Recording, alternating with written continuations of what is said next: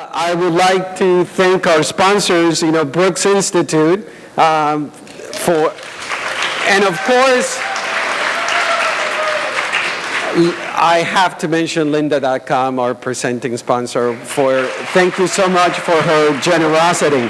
So let's start right away with the director's panel. From the Academy Award nominated, Academy Award Best Animated Feature, Brave, Mark Andrews. Excellent.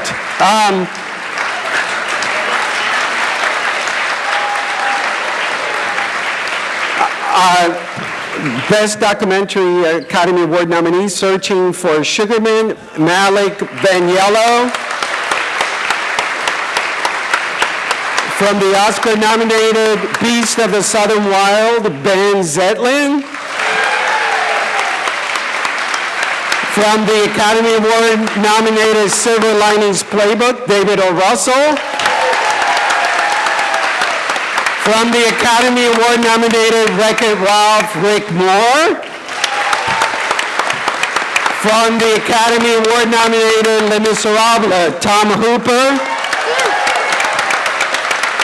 And please welcome the editor of Peter Bart. The editor of Peter Bart, no, the editor of Variety, the man who's owned this panel for many, many years, and we're extremely grateful for him, Peter Bart.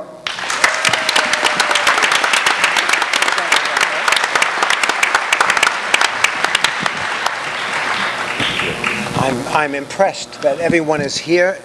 Driving through the fog this morning, I didn't know I was coming to Santa Barbara or Downton Abbey.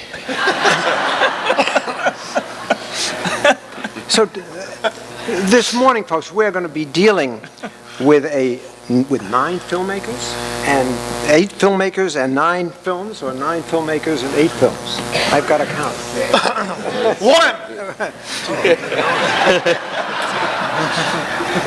We'll be swerving from the bayou to Polynesia, from Victor Hugo to the world of AIDS,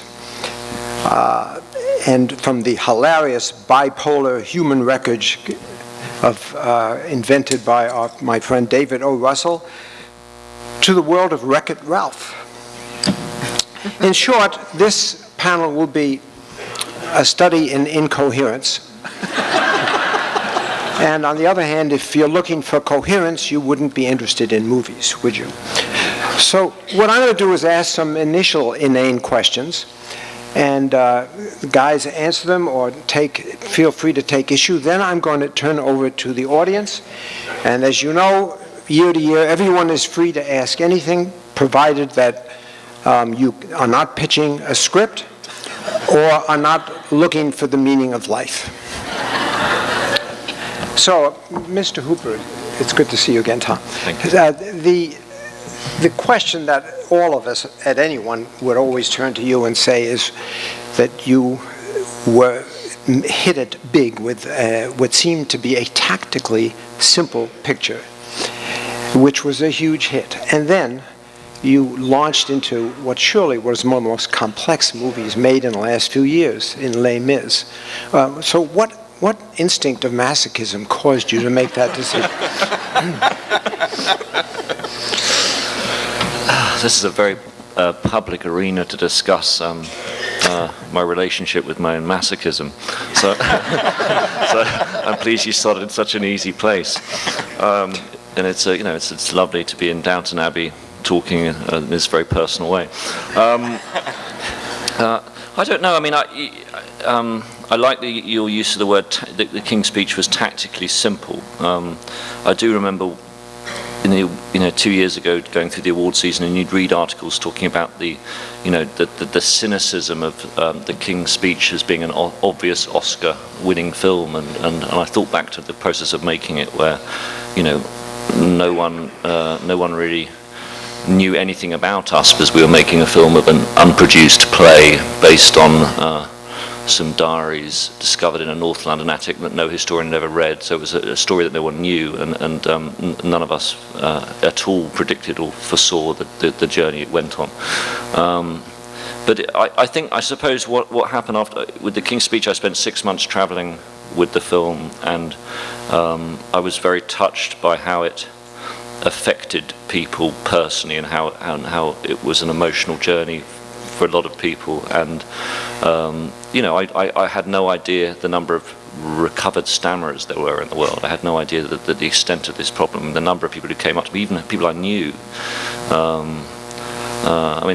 There's a wonderful director called Tony Kaye who came up to me towards the end of that, kind of going, I'm famous for not speaking on the phone to people, and everyone thinks it's my eccentricity, but it's because I have a terrible stammer, and my stammer comes out when I'm on the telephone.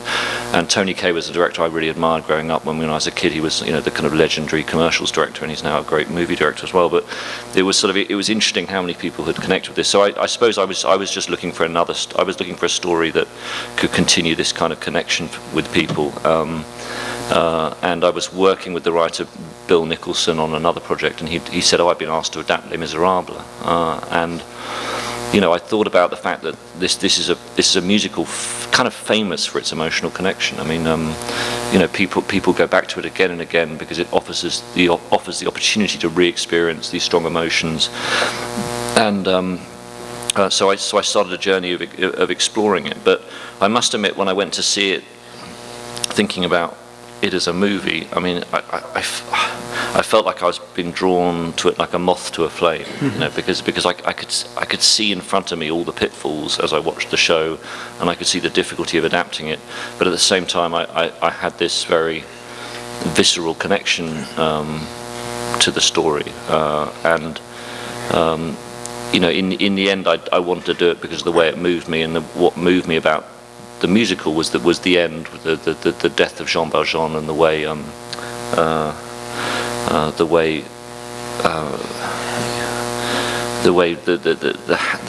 death of Valjean is handled. And it reminded me of something my father said to me a few years ago. He said, coming into old age, I want to master the art of dying well.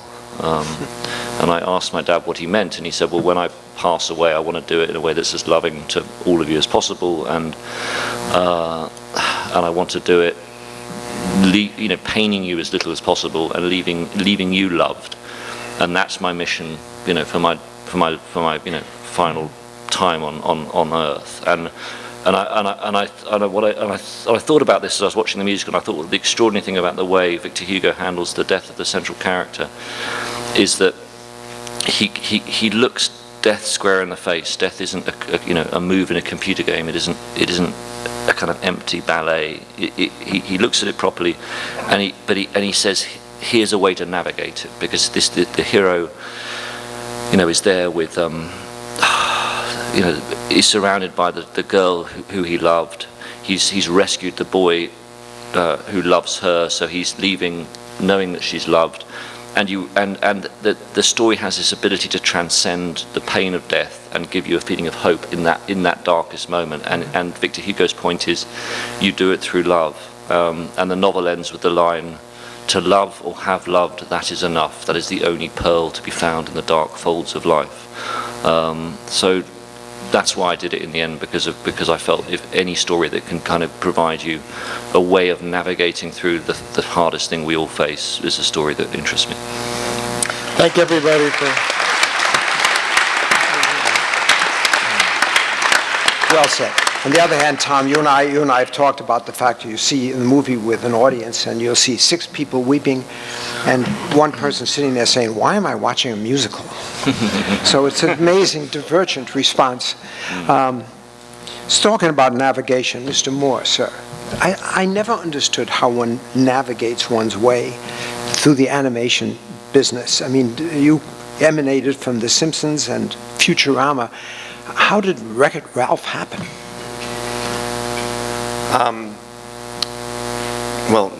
Number one, I'd like to say thank you for having me here today, and having animation directors on this panel today. I look at Wreck-It Ralph as a milestone in a very long journey that began as a child for me. I was someone who was very lucky to know what I wanted to do very, very early in life.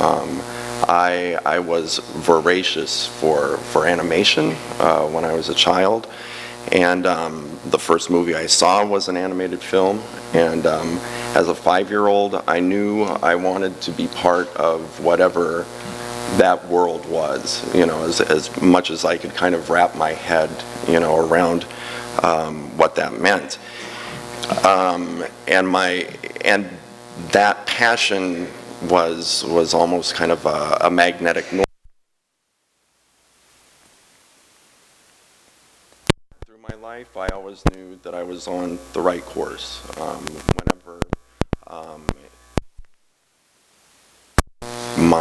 my road to a career that adults would say to me as a kid, well, do you think you can make money at this? Is this something that you can, sustain yourself doing? And as I was growing up, the industry of animation was not in good shape. So I was kind of, this was almost a fool's errand, what I was chasing after. But, and I think it's the siren song of every creative person that want to be, well, maybe I should do something normal, that I think would have surely kind of ended me up on the rocks of the shore, So I always kind of followed this passion for animation, and I was lucky enough to find myself. I grew up in this area. I grew up in Oxnard, so driving here in the fog, it reminded me, this is Oxnard in the winter, and it was kind of, it was I had not been back to this neck of the woods in a long time, so to have the fog kind of everywhere, it's almost kind of dreamlike, and I became kind of emotional coming here today, so, because I spent a lot of time in this town. And I was lucky enough to find myself at CalArts, that has an animation program in Valencia. So I've really gone far in life, from Oxnard to Valencia to Los Angeles. My journey is wide in scope. On the other hand, George Lucas came from Modesto, so they not really. That hick.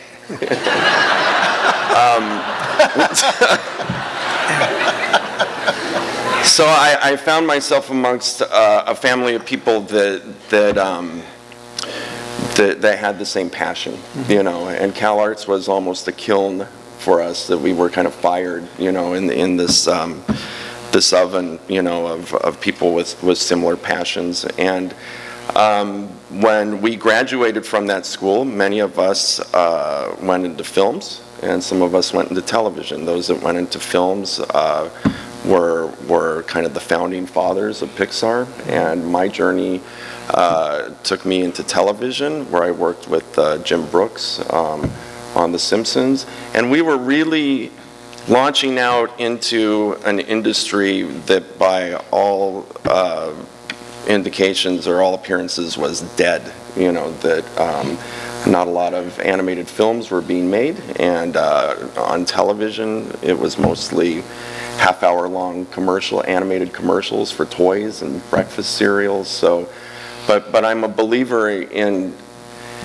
the truth that if you put a lot of people with passion for something, inject them into a system, that change will happen. And I feel that we were in the right place at the right time, just as there was an interest in this kind of arcane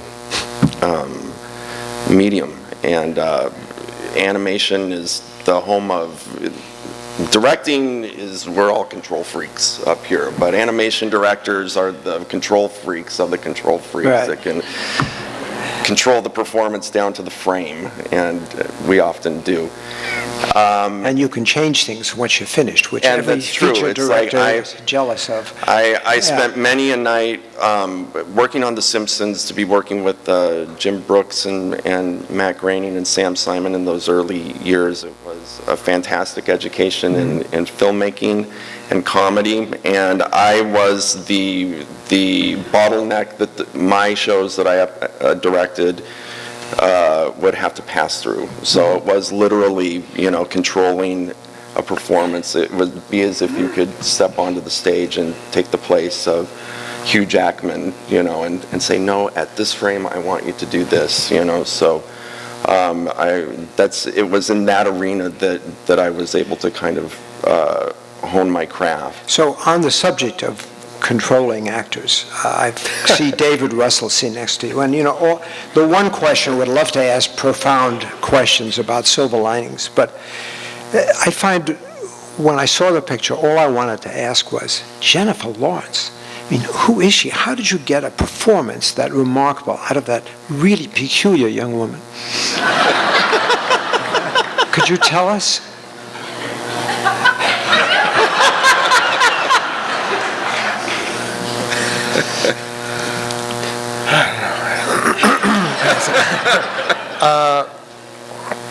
I don't know how to answer that. I know that, maybe there's a lot of ways to answer it. I think one way is that the right people play the right roles at the right time. If you are humble enough to keep working on something long enough, even through the frustrating parts, as I'm sure everybody on this panel can attest. So I wanted to start that project 5 years ago, and so I thought other people would play those roles. But those 5 years were meant to deliver me to Jennifer. Also Bradley and Robert De Niro and Jackie Weaver and other people in the cast. And I also rewrote it many times. And it's a personal story for me, Explain the connection, would you? Because I know the bipolar issues are important in the Russell family.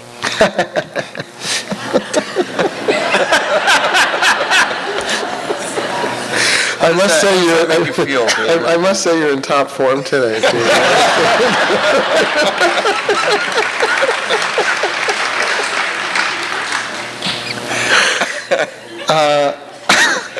Well, my mom was probably bipolar. God rest her soul. She died about 12 years ago, but she was an Italian-American Catholic girl from Brooklyn who sort of just kind of white-knuckled it through her mood issues. And she's a very passionate, wonderful woman, as many bipolar people are. They're very passionate, very alive. And I got wonderful things from her, including the rhythm of speaking and her family and the passion for loving and life and when things fall apart and you feel like how you're going to get back together, and learning to keep love together through that was all from my family. And then my son reminds me of my mom. He taught me everything about my mom. I understand my mom in the rearview mirror better than through my son. It just would have been really rough to have my son be my mom. You know what I'm saying?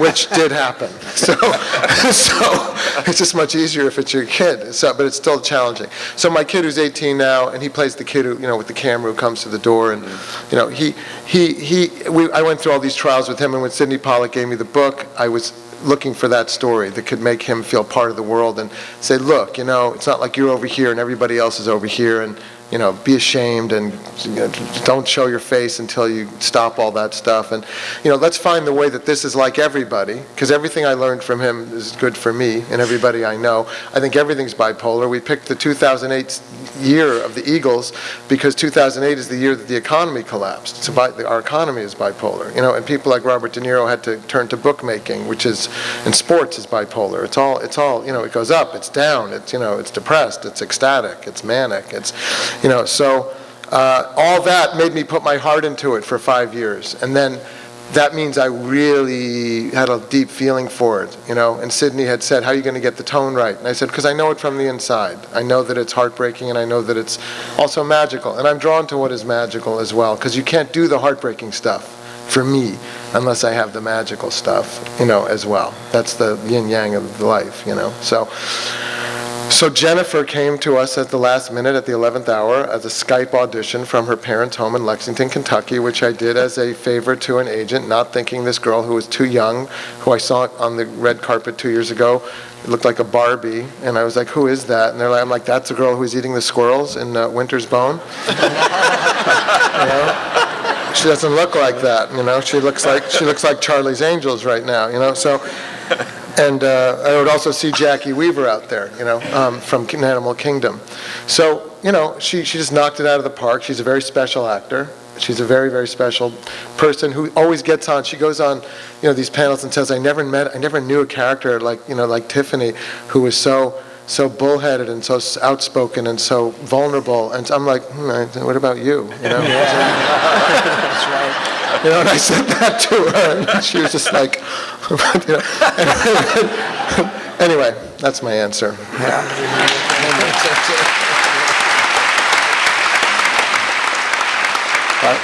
And just for the record, Jennifer Lawrence, I've spent time talking with her. She is a delightful character, and you never know what is going to come out of her mouth. So, Ben, I've got to tell you, I expected sort of a grizzled, Bayou-like character, and instead I never met you. You made a picture for, what, $1.5 million, financed by a nonprofit, and you've spent the last 15 years of your life traveling the world, probably spending more promoting the picture than you spent making it. I mean, the business of getting behind and explaining a movie to the world, how have you survived this, and how many months has this been? Well, the 1-year anniversary was at Sundance. That's when the film came out, so we just crossed that. But it's a crazy thing, you know. It's something that no one prepares you for. You know, you get all this advice about how to be a filmmaker and things like that. No one tells you that, you know, don't book anything for a calendar year after you finish a film.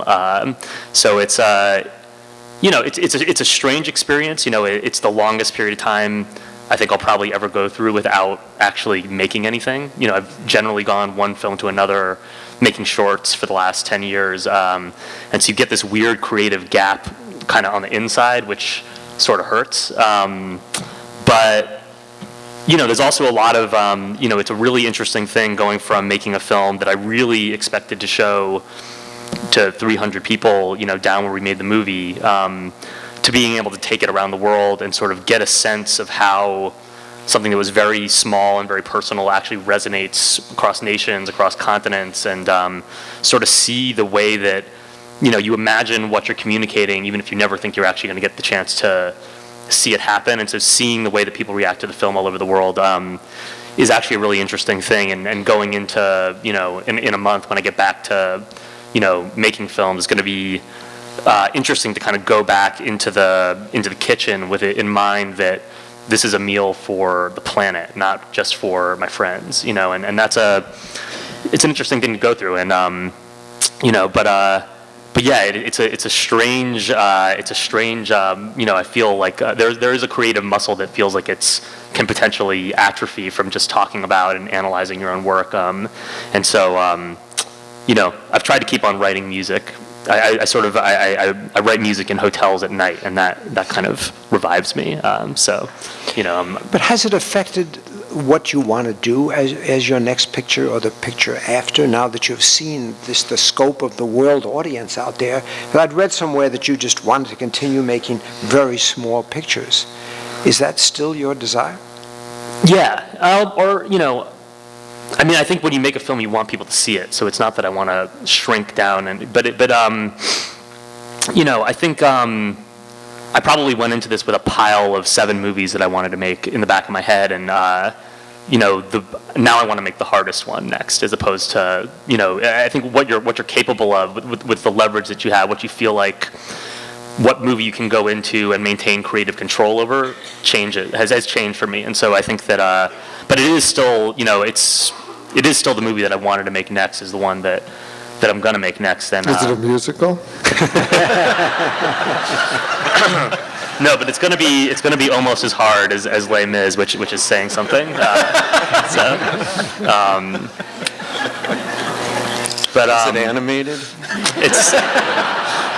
I've been there. Yeah, no, I don't want to go back. Wait, what did you do with animation? I made animated shorts before. That was the first 2 films I did were animated shorts. You know, by myself in an apartment, you know, in a dark room, alone for years and years. Hey, us too! Wow. So cool. Yeah.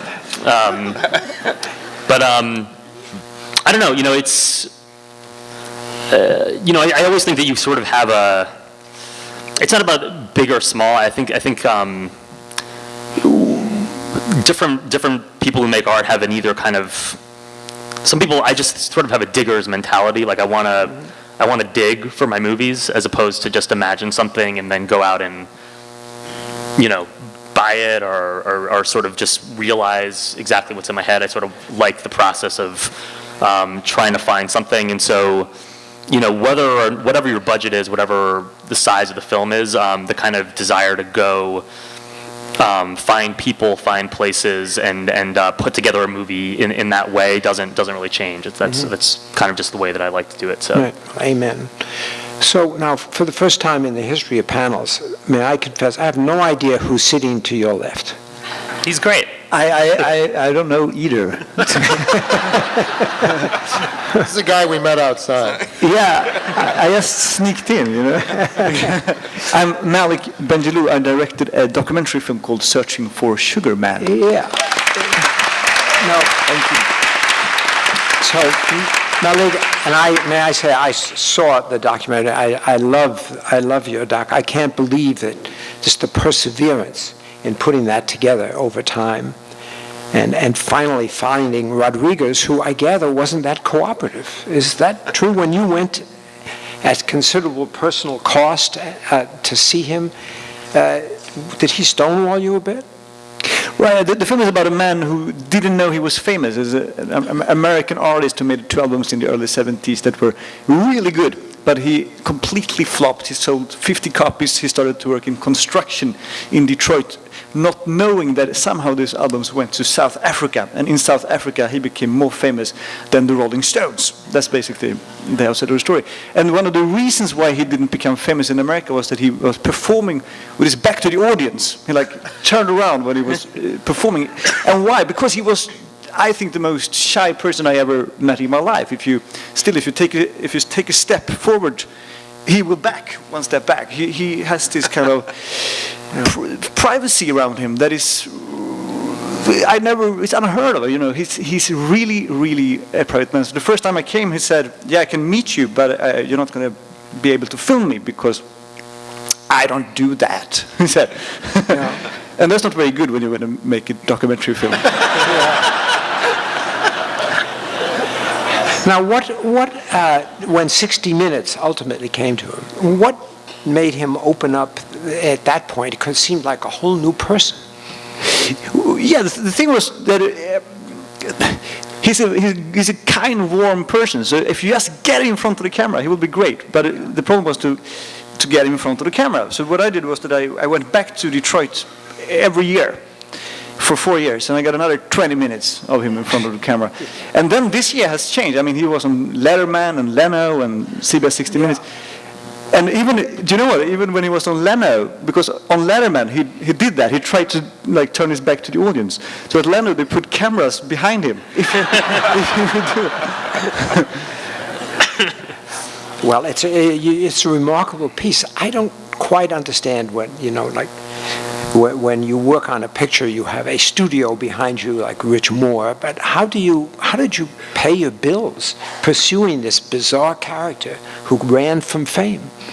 It was pretty hard. I mean, the thing was that the main funder, when the film was almost finished and was going to give the grant, said the film wasn't good enough for the big screen. They wanted me to re-edit it to a 1 hour TV doc, and that's not very nice to hear when you've been working for 3 years, sitting on the same chair without getting a cent.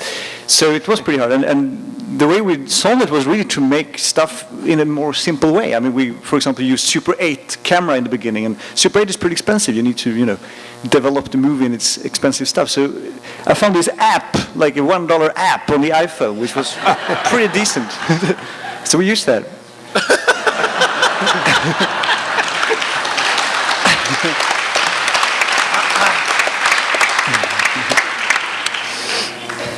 Well, I admire what you did immensely. I know Ben was financed by a nonprofit. You are a nonprofit. Yes. Mr. Andrews, sir. Yes, sir. So the dirty word was mentioned by Rich Moore, Pixar. When Pixar, a Pixar picture, you imagine WALL-E, or you imagine Toy Story, or you imagine Up, you see the whole universe of animation changing. Is this going to be something that actually becomes an obstacle to Pixar pictures and to people who work on them? Yeah, I mean, at Pixar we have, there are three things that when we do a picture that everybody's kind of concerned about. It's kind of John Lasseter's rules for making a picture. The kind of things that he wants is, he wants a fantastic world that we haven't seen before. Okay, hard. All right. And then he wants, this fantastic character that we've never seen before. Okay, yeah, hard. And then he wants a story that's going to be heartfelt and touch everybody like they've never been touched before. Hard. So that's what you're rolling into work to do every day. And one of the things about animation in the process, and I've been on both sides of the fence. I've done some live action, I've done some animation too. So there's like lessons that I've learned from both. One of the things that totally pisses me off about animation is how long it takes to do, because we have to basically sculpt every damn pixel on the frame. I, unlike Rich, am not a control freak. Right? Just a little bit when it comes to animation, just a little bit. But it takes a long time. But in that time that it takes, we get this unique opportunity to make the movie umpteen millions of times. So we storyboard it. We do our whole editing process. I mean, record our own voices. I was like the voice of Fergus in the scratch recording. Yeah, right up there. You fine? So I have an awful Scottish accent, but it works okay. So we put up the movie several times and look at it and go, oh my God, this thing sucks. We can't release this. And what's wrong with it? And we pull it down and we talk about it, we go over scenes and stuff like this, and we try new things and all that kind of things until we get the movie, and then we kind of start making it. So in that process, you can really realize the world. You can really get into making that character unique. You could really find that emotional story because we've road tested it umpteen million times on ourselves before we release it to the audience. And hopefully, we've done it and the audience feels the same way. Yeah. Well, the whole business of taking a picture out and testing it, I know even David with your film, that must have been an amazing journey to see how audiences respond, or how even Harvey Weinstein responds. Were they surprised you tested a lot, or did you just say, look, this is my picture, let's take it out there? No, I think one of the best things I've learned is to not be precious about the work, and I'll take a note from anybody, and I will do anything to try to make it better, and I just have faith in the process, and that includes audiences and Harvey Weinstein. So, there were moments where Harvey came in like Hurricane Harvey, and, we just battened down the hatches, and we got some great notes out of that. A few people got killed, but, it's a movie, so there's going to be some people who die.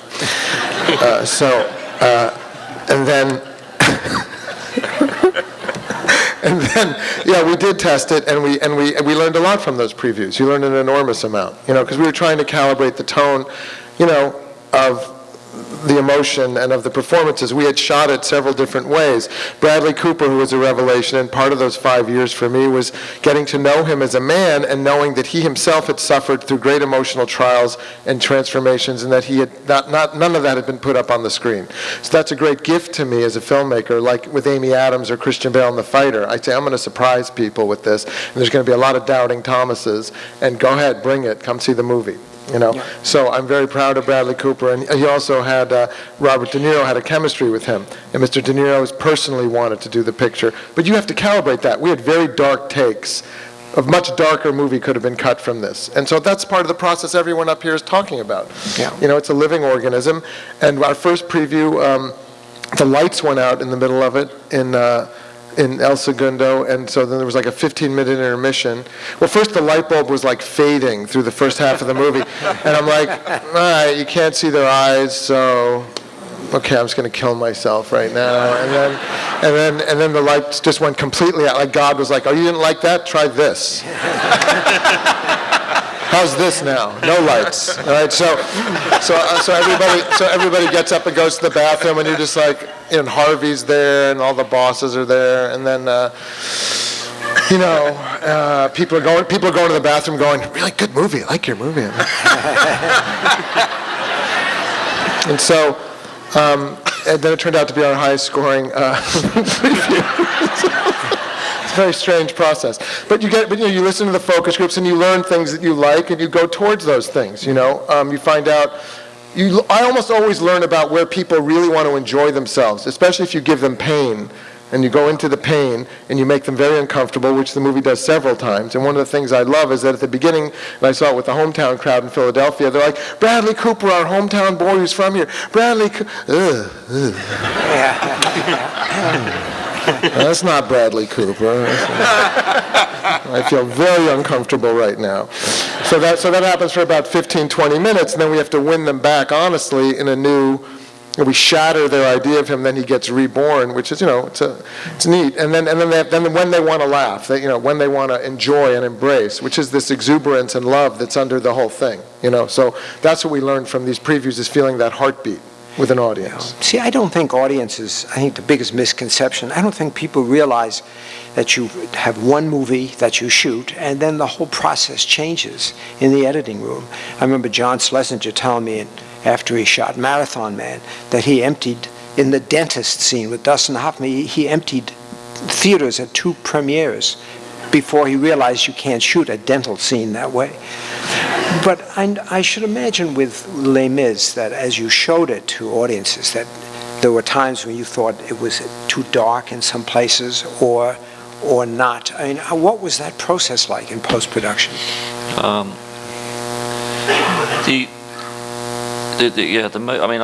Like David, I find the process of screening the film, you know, you learn a huge amount from, and the fascinating thing about film, because you're making it for the audience, is everyone's view is meaningful. You can't kind of go, yeah, but you know, you're not my audience, so I don't care about your view. And I think one of the great challenges of directing is to remain open to hearing the things you don't want to hear.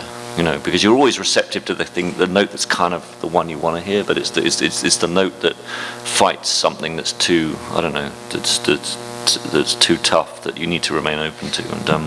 And I always start the first people who ever see my film is my brother, my sister, my mum, and my dad, and they always see my films first before any producers, although I shouldn't say that. You know, and they're very tough. You know, and because they're family, they don't. You know, they see no need, particularly my brother sees no need to celebrate me in any way. You know, and that's healthy. But the thing I learned on Les Misérables was through the process of testing it and showing it, which was most fascinating, is that early on there was a feeling from people that it wasn't as emotional as they were expecting it to be or thought it should be, and I discovered that when you're making a musical, the great temptation is that when it's on film, is you actually use up the emotion before the song happens, there's a scene in Les Misérables called Little Fall of Rain where Eponine has thrown herself in front of a bullet to save Marius, and she's dying at the bottom of the barricade, and Marius discovers this, and they sing together, and she passes away, and it's a very beautiful scene.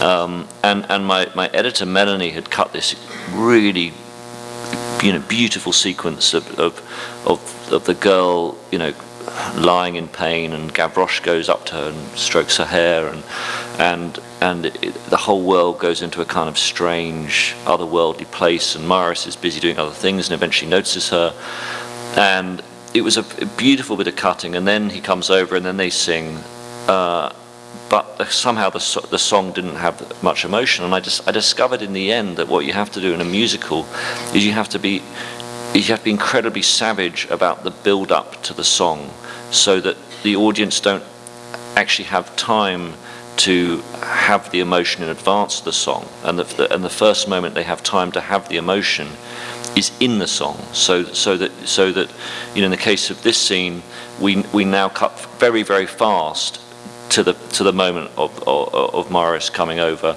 so that when he starts to sing, it's the first moment you go, oh my God, she's dying, and the emotion about her plight coincides with the music. So the music then elevates, heightens, and processes and takes you on the journey of that emotion.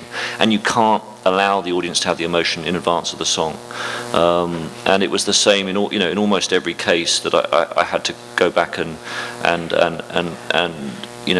make sure that we weren't using all the advantages of filmic grammar to process a moment, so that people had the emotion before the music Well, I can started. appreciate that, Tom, because I lived through the worst musical ever made, Paint Your Wagon. I remember when the audience realized that Lee Marvin was about to sing, you could see the, oh, fuck you, all over the theater. No, but I must interject for one moment, because one of the best episodes of The Simpsons, did you work on that one? Is when Homer thinks Paint Your Wagon is going to be like a shoot 'em up, because Clint Eastwood and Lee Marvin are in Paint Your Wagon. That's right. So he's like, this is going to be a good bloodbath, and he's like, and then when they sing, he's just horrified. It's true. So now, Ben, I want to go back to you, because when you, again, took your movie out, and people would say, well, is it a drama? Is it a comedy? I mean, what did you say? I mean, did you say, no, it's an epiphany? I mean, because the movie was not describable in one word. Yeah, I still can't do it. Honestly, after a year of this, I don't have like the, it's this meets this. And I think that was one of the really amazing things about how the film actually got made, because, I mean, one of the lessons you do sort of get, I went to sort of, before I made the film, I was sort of launched into, I did the Sundance Labs, and we would go to these things where people that make films would talk to you and say, if you can't fit what your film is on a business card, you'll never get it made. And we were at such a loss. We were talking about the film and like watching this sort of haze appear between us and the people listening. And I think eventually at that pitch meeting, we just started pitching a league of their own. We would just say, it's 1942, all the men are away at war, who's going to play the baseball? And then it was like, oh, wow, yeah, that sounds like a movie. I mean, that I think is to a real credit of the people that paid for this movie, is they didn't make us do that. And the film isn't that, and so many of the films that you go to see in the theater that aren't good, are bad because you could explain it on a business card. And what we did was, these guys called us on the phone. They saw my short. And they said, we love your short. Are you going to make a feature? And of course, when someone asks you that, you say, yes, of course, yeah, I've got it written. They said, well, tell us what it's about. And I said, well, we really can't explain it over the phone. Will you come to New Orleans and talk to us there? Which gave us 3 days to figure out what we were actually going to tell them. And we took them out to a bar, and we stayed out till 3 a.m. talking about what the film was going to feel like, that it was going to be this, that it was going to have this adventurous quality, but that it was a very personal movie, and that it was going to sort of give you hope and tragedy and, exist in this space that isn't genre-ish. And over the course of the night, we had a good enough night together that we thought, okay, we understand each other. We don't know exactly where this is going, but let's go do it together. But that's because these guys were making their first film, producing their first film. They'd never done it before. They are younger than I am, and it was just this kind of burst of energy. And I still don't know how to boil the film down, honestly. Well, what I take away from all of you really is that the one common denominator is, to a large degree, everybody in this room broke the rules. In other words, I would imagine that in each case when you said to your agent or your parent, this is the movie I'm going to do next, whoever it was that was your self-anointed advisor probably told you that you're out of your mind. Is this the way you conduct your life, Tom? I can see you It was very, very funny, because I rang my wonderful agent, Doug, when I was thinking of doing Les Misérables, and I excitedly told him about it, and he went, yeah, well, it's difficult for me to advise you because I just don't happen to like movie musicals, And so you kind of go, oh, that's great. So, the one person who's meant to be able to give me some good advice has basically declared himself against the entire form. But then it's interesting, because then you kind of go, why? Then it starts to make you think, why is there this sort of ghettoization of the movie musical audience? Why are there people for whom they just say the form doesn't work for me? And actually that comment that Doug made me become kind of really interested in how I could break down that barrier, and I became convinced that the tradition of lip syncing to playback was the thing that kept a certain audience away, because you know, sometimes I've had this feeling when I've even watched some musicals where you feel a little embarrassed. You just feel just a sense of kind of shame when they sing, and you know, I think it's because it's fundamentally, you know, not real at a time where the medium is becoming, you know, with very skillful filmmakers more and more able to be convincingly real. And so I realized that in the end, the central challenge of making a musical is you're creating an alternative universe where people communicate through song, and you have to make it convincing, and everything is about how you get people to accept this in order simply so you can tell a story through that form. You know, this is all done so that you can then just get people to forget about the fact it's a musical and enter into the story. Now, we do have an obligation to open things up to people, to you folks down here. I'm sorry, Peter. And, must be tough here. So I'd love to hear from you if you would like to. I guess there are mics on either side. So I welcome questions and arguments. Sir, you are first. Mr. Hooper, as per your last comment, were you at all nervous that the other big musical of the last 50 years, Phantom of the Opera, hadn't done particularly well? I was until I saw it. No, he didn't.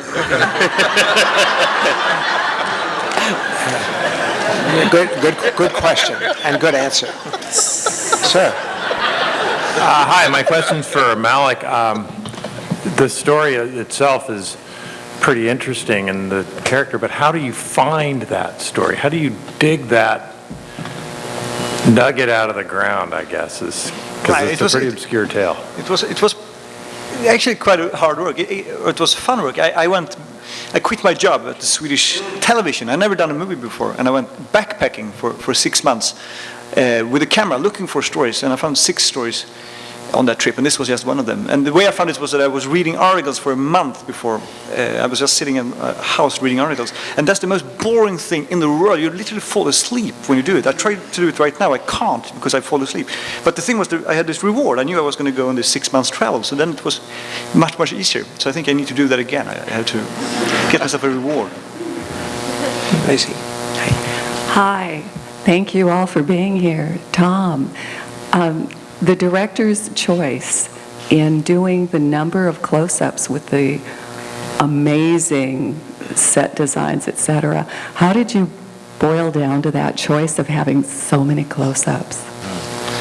I think it was because I wanted to see the singing as I wanted to shoot the singing as if I was shooting dialogue in a normal movie. I wanted to see the singing as our dialogue, and because if you're saying let's imagine a world where people communicate through song, I wanted to approach that with the same attention to detail as you would when you shoot a normal film, and so that's one point. I think the other thing is, I suppose if you take Dream to Dream as an example, which is all, it's shot on a relatively long lens, and the background's fairly out of focus, and it's all about her face. I think it's because most of the songs are not about the environment where the person is in. So I mean, if during Dream to Dream you cut wide to show her in this sort of rotting ship, that doesn't illuminate what she's saying. What she's talking about is this man who deserted her, the impact that's had on her, the descent that's resulted from that, the shame, the intense shame she feels having been forced into prostitution, and it's a song about the extinguishing of the hope and the hardening of herself to carry on, just in order to protect and love this child. And I felt the best guide to what the song was about was Annie's face. I mean, the geography or the physicality of the surroundings was not a guide to it.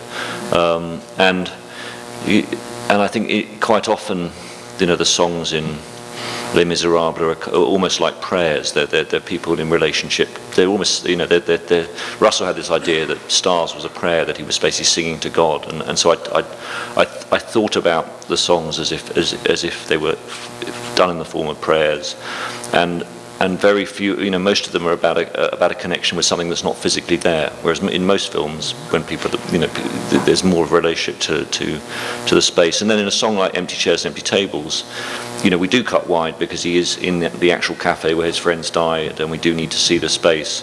But ultimately, it comes back to what David and I were talking about with audiences.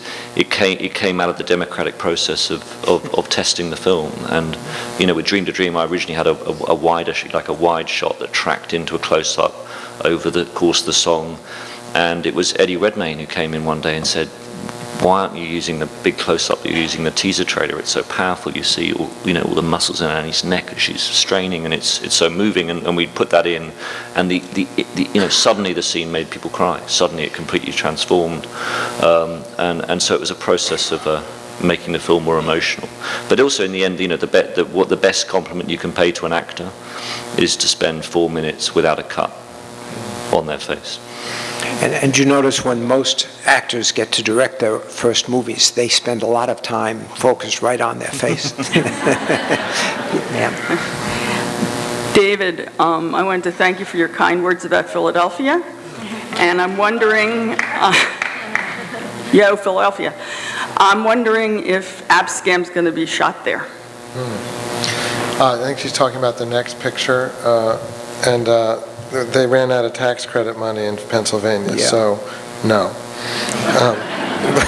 But Boston has a lot. And just memo to Pennsylvania, come on, get some more. Me and Bradley went to the governor's house.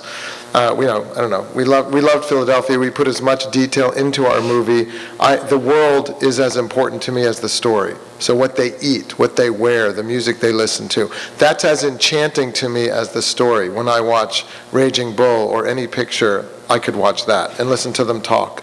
So that was very important to us. And we added details that affected the script throughout shooting, from the neighbors and everyone there. So I would love to go back to Philadelphia, and if you're from there and you can write a letter to the governor, that'll help us out. And thank you. Well, I just had to come up and talk to you, David, because, and thank you for making the film. I grew up with a bipolar mother, and I'm a therapist and an actress, and this is the most realistic, lovely portrayal where you have taken people who really have a stereotype of being off the map, dangerous, and someone you don't want to know, and bringing this lovely portrait to the screen. And it's the most realistic, lovely portrayal, and I'm an advocate, and I just wanted to thank you for doing it. It was very moving. It's my favorite film. Thank you. Thank you. This is for all of you. When you're directing, what's the most common mistake you find actors making in general?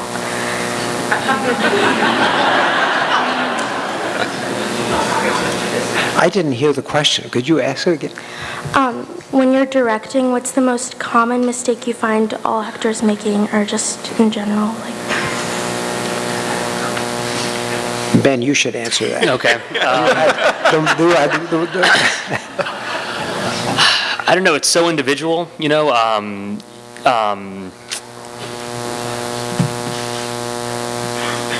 I think I think probably the most, if you're gonna make a blanket statement, if an actor is thinking about somebody watching their performance later, they'll do things that they think that somebody wants to see, and they're taking themselves out of the present moment of the scene.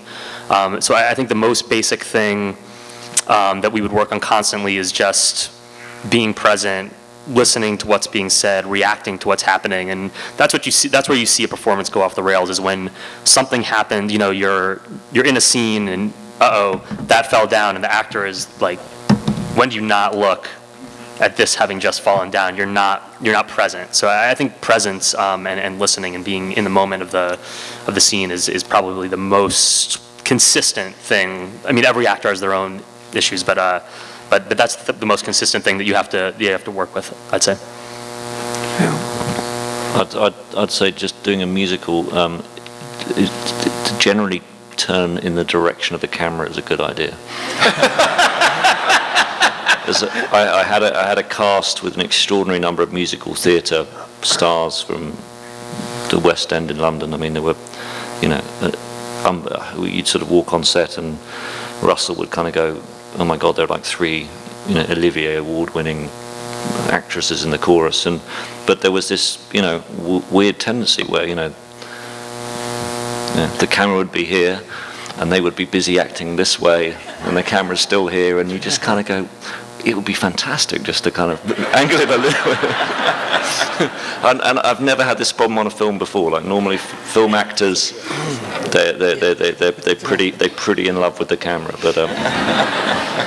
And Russell didn't sing so bad. he caught a lot of.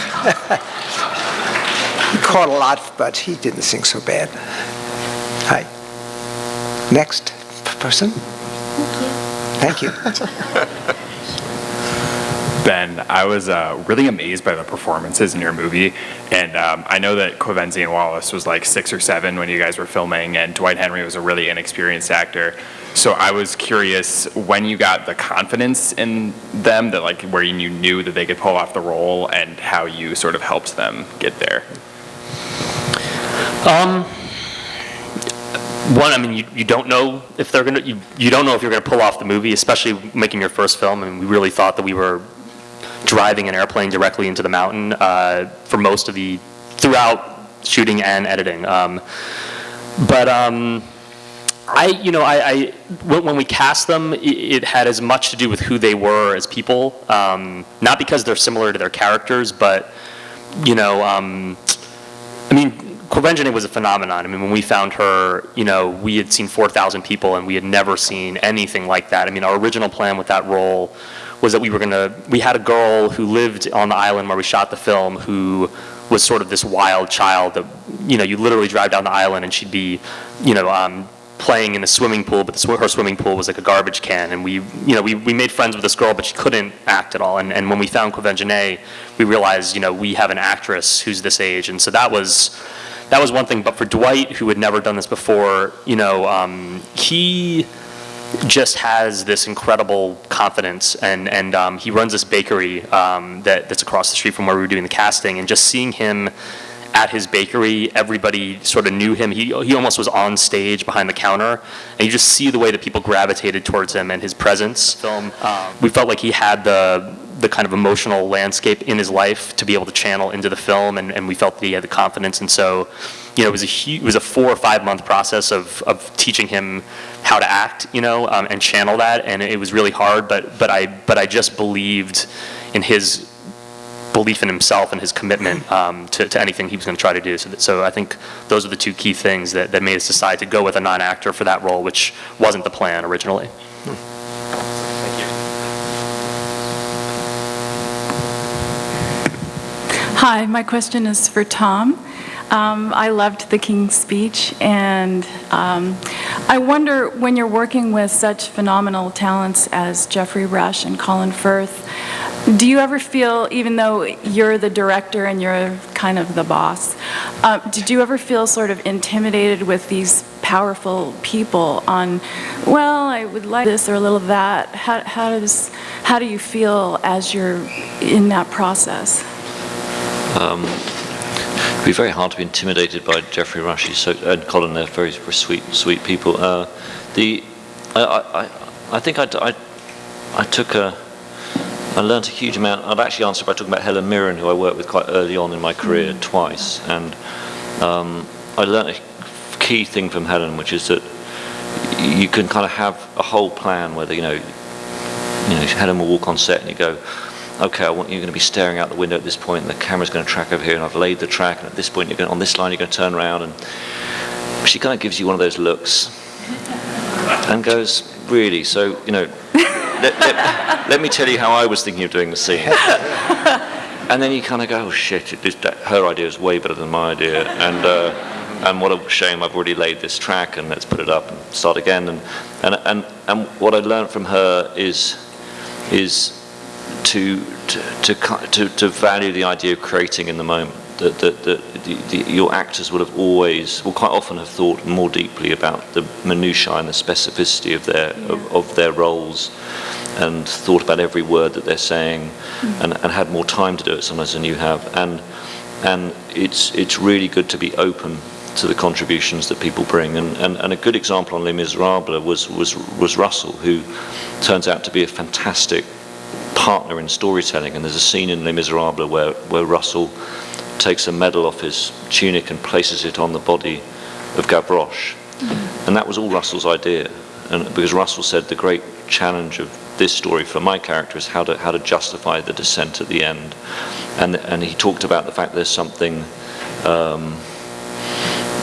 about the death of a child that cuts through political philosophy, law, what you've got in your head, and there's something extraordinarily sacred about the death of a child that has a different power. And and he wanted that to begin this process of unhinging and process of guilt. And that's what I find incredibly exciting, is to be open to the ideas that actors bring, and allow them in to become, partners in storytelling. And I know, as I've heard David speak before, that David also talks about the extraordinary amount that you can learn from actors if you're open to it. And so I think I've learned to become a better listener. But as a result, my camera style is very fluid. I don't storyboard, I don't pre-plan. I always invent it in the moment after rehearsal. Oh, wonderful. Thank you so much. And I think if a star tries to intimidate David, he simply punches them out. What time are we supposed to wrap, folks? Are we out? Anybody know? Say it again, 11:15? Oh, good. Okay. Okay, so now I'm gonna come back to that, because it's a cheap shot. Yes, old news. It's old news. First of all, I would never hit anybody in my life. That was a misreported story. First of all, it happened during the Clinton administration. Second of all, George Clooney and I are friends now. Third of all, I want every set to be a big, loving, safe environment, which is the only way I got 4 actors for the first time in 31 years to be nominated in every category. So my word to all the journalists and moderators who, show business, come on, you can do better than that. You don't have to hit low-hanging fruit.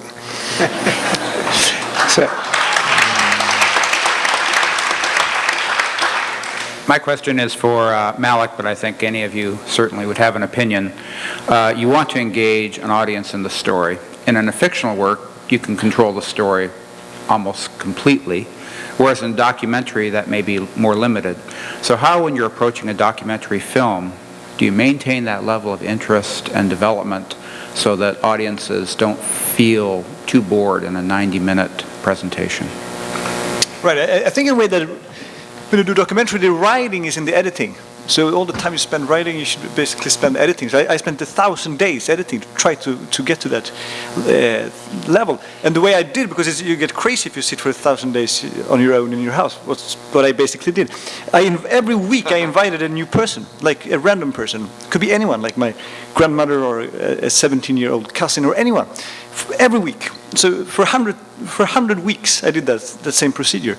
And then you really know how every single scene actually affects, and if there's any places that drags, that, and you just take it away. And that's why you should really take, every film should be as short as possible, I think, because there's always a scene that's the worst scene. Take that away.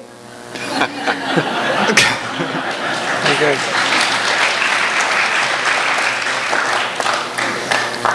Good answer. Thank you. Hi, my question's for David. I'm an Australian trying to be actress, and I've been watching Jackie Weaver for years in smaller Australian productions, and my question is, did you decide to cast her after seeing her in Animal Kingdom, or had you heard about her work previously, and what made you make the decision to cast an Australian actress in such an American sort of role? Well, I think Australia's proven to be some great repository for much of American cinema, and I think it should make American actors try to step it up a little. So she was wonderful in Animal Kingdom. And then I went back retroactively and saw her in Picnic at Hanging Rock, the great Peter Weir film, and all these other great films. She's a wonderful human being who has a huge heart, and every time, that's a tough role. It's a little bit like the Mark Wahlberg role in The Fighter.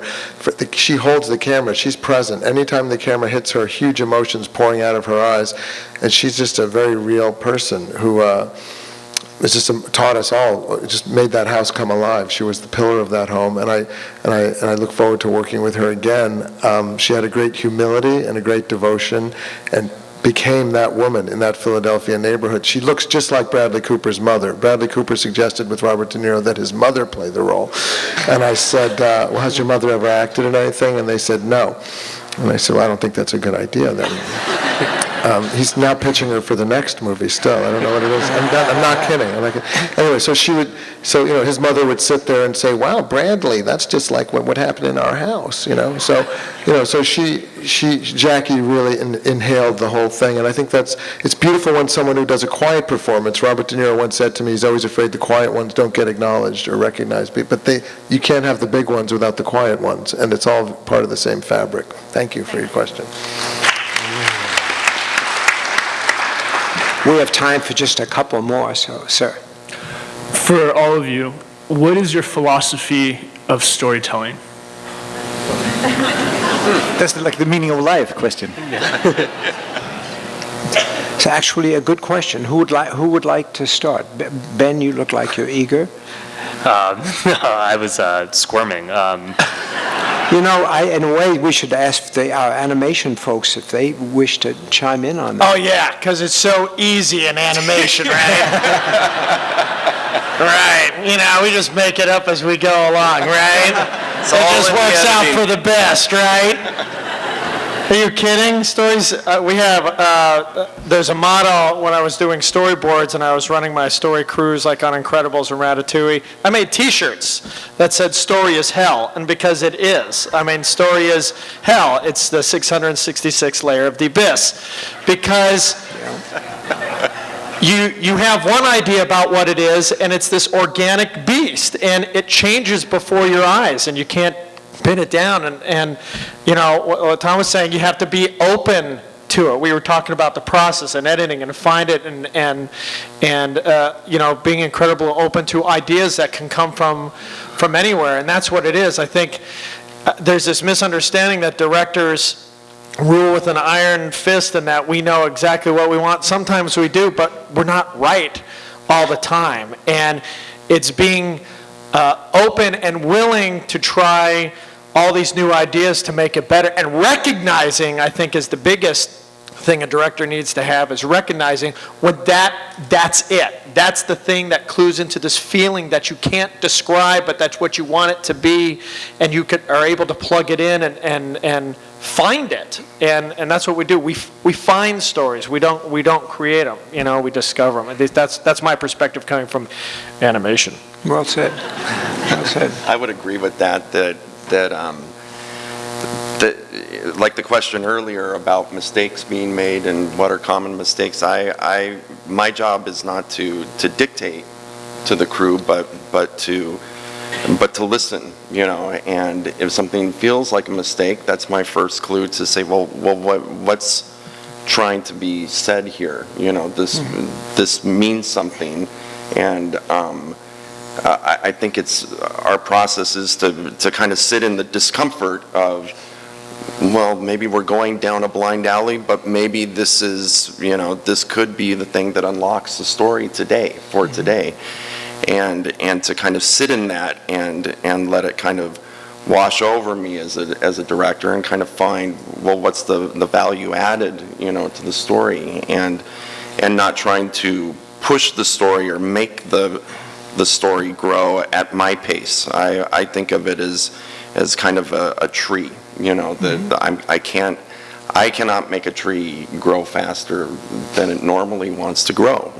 I have to kind of observe the tree growing, and recognize what's beneficial, to take from that tree, to add to the story.